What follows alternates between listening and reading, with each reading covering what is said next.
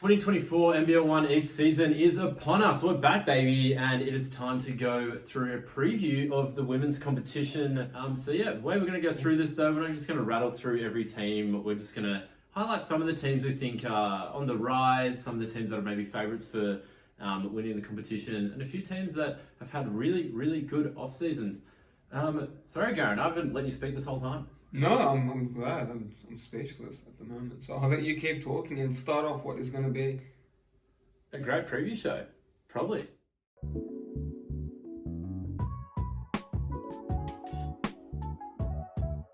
Starting with a team we're going to think is going to break into the top four. This is a team that I think it's last season. It is the Maitland Mustangs. We think they're going to take a step up to the top, to be an elite top four team, and here's why. They've got a lot of players coming back. So Shakira Riley, clearly the leader of this team, coming back for another season, spent the off-season or the on-season, I'm not too sure, playing WNBL for the Canberra Capitals. Whoa! So great experience down there playing alongside Nicole Munger as well. So the two girls from the Hunter representing. Rachel Williams is back for another season, the heart and soul of this Maitland Mustangs team, so great to have her back leading this team around. But big news, Sydney Hunter's back for another season. So we're talking about our previous preview show, Stretch big, can stretch the floor, can put baskets, reliable, consistent, a teammate. Yeah, good to have someone that's just consistent all around, coming back next year and running it back with Maitland. So yeah, and that'd be great for chemistry as well, because sometimes the teams, they can chop and change imports from season to season, and it's only until about a few rounds in where they actually start to click with the team. So Sydney Hunter with a year under her belt already with Maitland. We saw it last season with Nicole Munger in her second season, really elevated in that import spot for Newcastle. There we go, Nicole Munger's got two shout-outs in a Maitland segment. Interesting. But two new big signings for them, and Garen, a player we got to see at the NBL1 Blitz, Natsuka Hama, the feistiest point guard you'll ever see. Garen, what did you notice from her in the Blitz? Super quick, can push the pace, can get the ball down the floor, has a sneaky step back, has some touch around that mid-range area, and really going to provide that energy and that point guard presence that Maitland really need. Can set up the table, get her teammates involved. I mean, a blessing in disguise for the Maitland Mustangs. So. Yeah, might be the X factor that will get them into this top four spot by the end of the year. And another player, Garen, who's stood out at the NBL1 Blitz for the Maitland Mustangs from New Zealand, Summer Feliafa.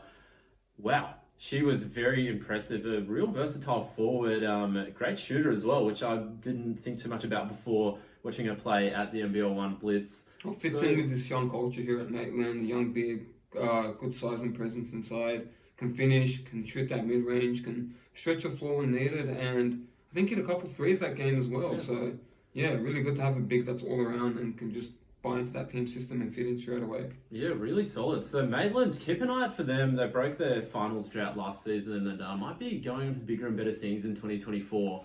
Moving on now to a team we think won the off-season. Who had the best off-season? Garen, who do you think it was? The Crew. We'll start off with head coach Rachel Manpower, not suiting up as a player, but suiting up as a coach on the sidelines, giving her experience, a playing experience. Not only that, the players can buy into her system quite easily, having played with her last season.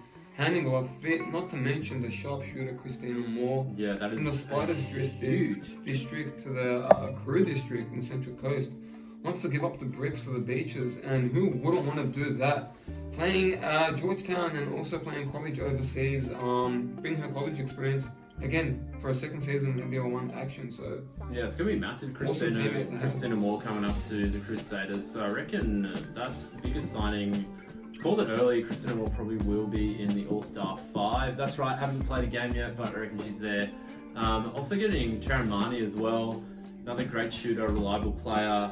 Can really light it up when called upon. But then you've got the returning players, your Michaela Millers, Jazz Forcadilla, all-star point guard we know, Danica Rose staying put at the Central Coast as well. So I think the Crusaders just had an excellent off-season, and with their youth women's system as well, they've done really well in the last few seasons, made semis in 2023. So players like Rachel Manpower and coaches like Miko have been able to establish good foundational grounds there at Central Coast in terms of your youth programs, your development programs, your rep programs, your youth league, your Royal League, wherever it may be. There's always talent moving up on the ranks. The older they get, the better they get, and the more talented they get. Yeah, and it's become an attractive club for players to come join. Dark horse team, Garen, coming up next. A team that may surprise you this season, or maybe has flown under the radar. We've picked the Hills Hornets.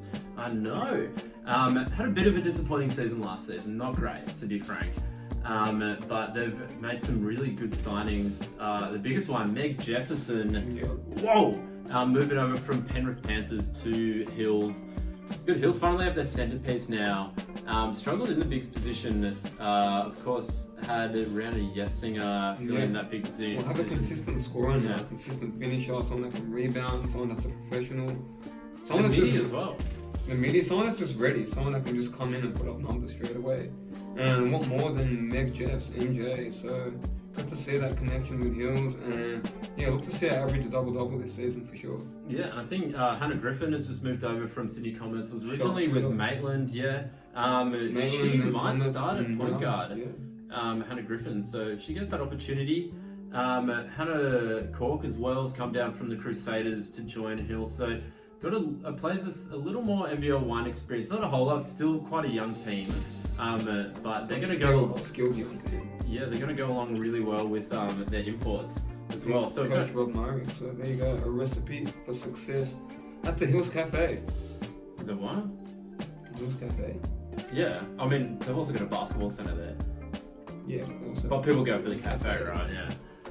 So the imports, Emma Carey, a wing from Canada, used to play for the University of Alberta. So check her out. She'll be a good signing as well. And Rachel McElmore from Butler University, 3-point shooter, defensive wing, from what Rob has told the press. 3-and-D.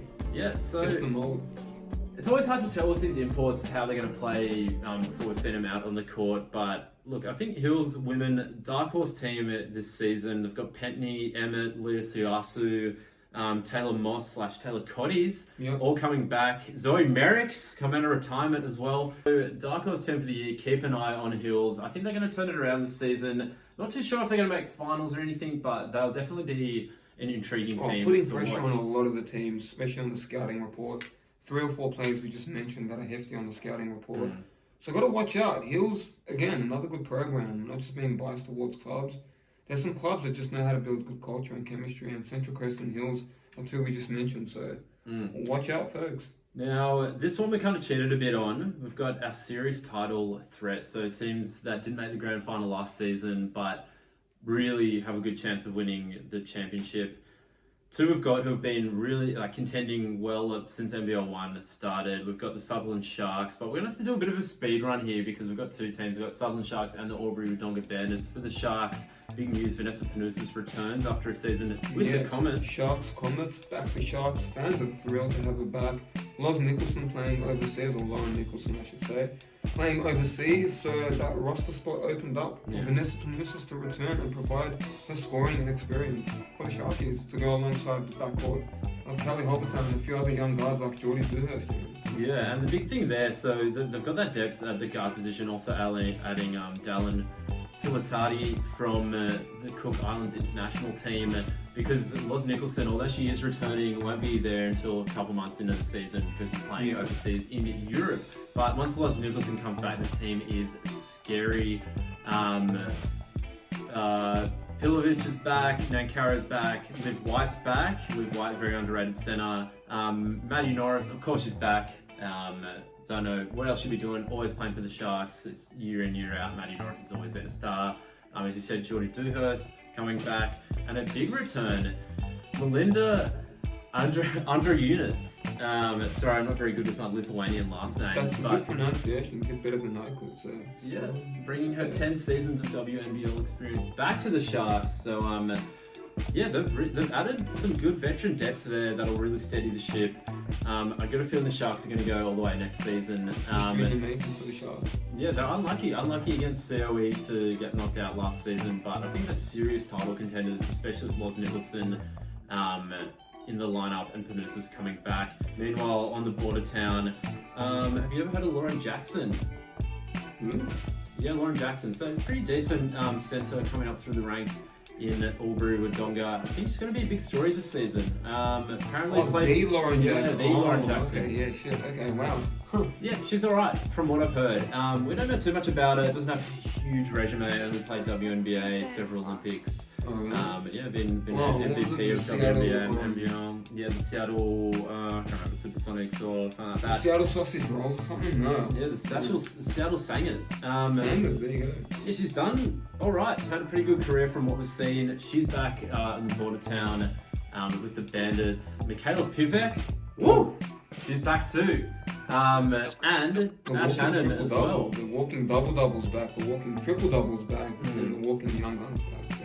Yeah, it's just amazing what Albury Wodonga's managed to do this off-season. Molly Rice and Sarah Mellington back as well. Liz Murphy, the young gun, she's returning as well as Awatia Leach. She's joined the team from the New Zealand Basketball League, playing with Northern Kahu, also playing in QBL for one of our favourite teams, the Gladstone Port City Power. So yeah. got a bunch of experience for a pretty young player, Leach. So that's another good quality starter to have in the Albury Wodonga Bandits team. So they're really going to be a serious title threat. And to be serious, Lauren Jackson's back. So if you got Lauren Jackson, not to mention Sammy Mack is also back as coach. And go visit your Southern Valley homes, Albury Wodonga. Yeah, you want a home? Well, I did in Albury, but then I found a cool hotel. I mean, I don't. Yeah, things go all right there. So Southern Vale Homes, if you want a home, just go ask them. They'll give it to you. Yeah. $20, $30, $40. I don't know what the packages are, but pretty affordable. We're going to talk about the two sides who made the grand final last season. If you do want to hear about our North Bears preview, we're going to be doing a separate video on that. So yeah, if you want to see our preview on the Hornsby Spiders or North Bears, that video is going to be coming out soon. But the other team that made the grand final, the Manly Warringah Seagulls, have just gotten better in the off-season, so not a whole lot of change, but Brooke Flowers, a dominant defensive centre, has signed with Manly Warringah Seagulls. If you want to see our scouting profile on her, check out one of our off-season videos about Manly's team. Someone get a visa sorted so she can play. Yeah, I know. Didn't play the Blitz, unfortunately. The Blitz. I mean, it's annoying. Yeah, couldn't get a visa Itching sorted. to play, but you can't. But unfortunately, there's that rule of getting your visa issue sorted. But yeah, so if anyone knows the immigration minister, let them know. Brooke Flowers is just waiting. Also, I'm calling the first 10 block game for a woman. Because there's yet to be a woman that can get 10 blocks in the game. Sarah Schicker was probably close to getting 10 blocks, but I think the record's 7 maybe, 8, I don't know, but she'll probably crack the record books for the first female NBL1 player to get 10 blocks in the game in NBL1 East. I don't know if other divisions have it. Any stats nuggets aficionados out there can throw us some stats. Has there been any female player to crack 10 blocks in a game for NBL1? Let us know in the comments below. So we've got the Delaney's returning, your young gun, Sari Mowbray, and also Zoe Miller. Zoe Miller's probably going to start this season. Fliss Henderson, unfortunately, I don't think is going to be returning, off in college now with her sister Kitty. So you still got to think Manly's in top 4 kind of position. They've still got their core there, a lot of young guns coming through. So the depth for Manly's really good. The star players are there. They've got a new centre. Kim Hodge is as dominant as ever, as we saw at the Blitz. So Manly, I think, in a great position to be back in the grand final. It's an manual for good success. On the right track there. So Manly's done really well. And that is about all we have time for the women's preview.